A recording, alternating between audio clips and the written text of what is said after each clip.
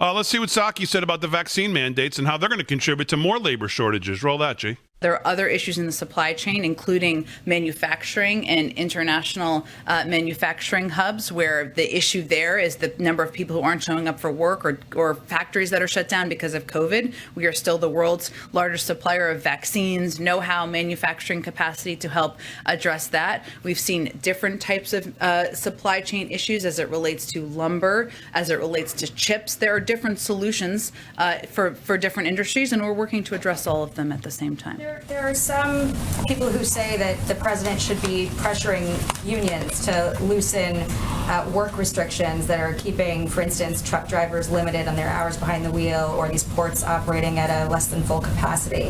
What's the White House answer to that? I would say we have taken steps at times, when warranted, to loosen restrictions, as you saw in reaction to some natural disasters we've had over the course of the year. Ultimately, the president's focus is addressing the needs, the challenges, and the threats to the American people to their well-being, to their economic well-being, and he'll consider a range of options. But again, the Supply Chain Task Force has been working for months to address these issues. One last one.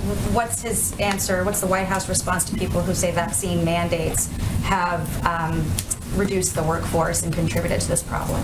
Well, I know world-renowned business, travel, and health expert Senator Ted Cruz has made that point, but I wouldn't say that that is widely acknowledged or echoed by business leaders who have implemented these mandates, by health experts who have conveyed the way to get out of the pandemic is to ensure that we're doing exactly the steps the president has announced and we're working to implement.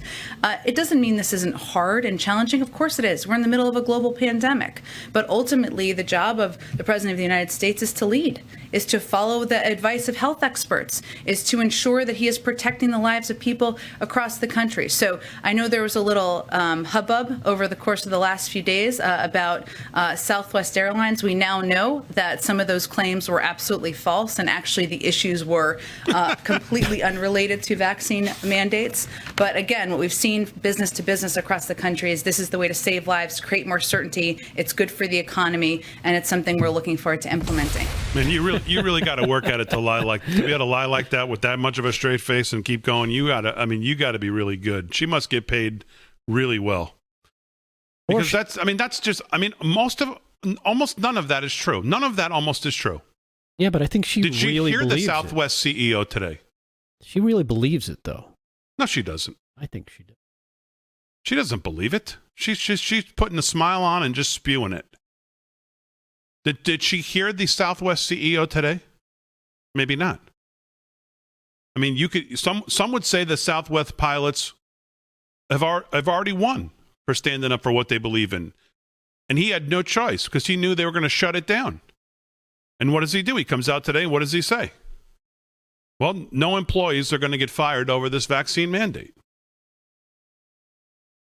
What also did he say? Well, I'm not even for these mandates. I don't support them. I never have been. And you're hearing little whispers of other airlines also looking at their workforce and going, well, what are we going to do here? Yeah. What are we going to do here?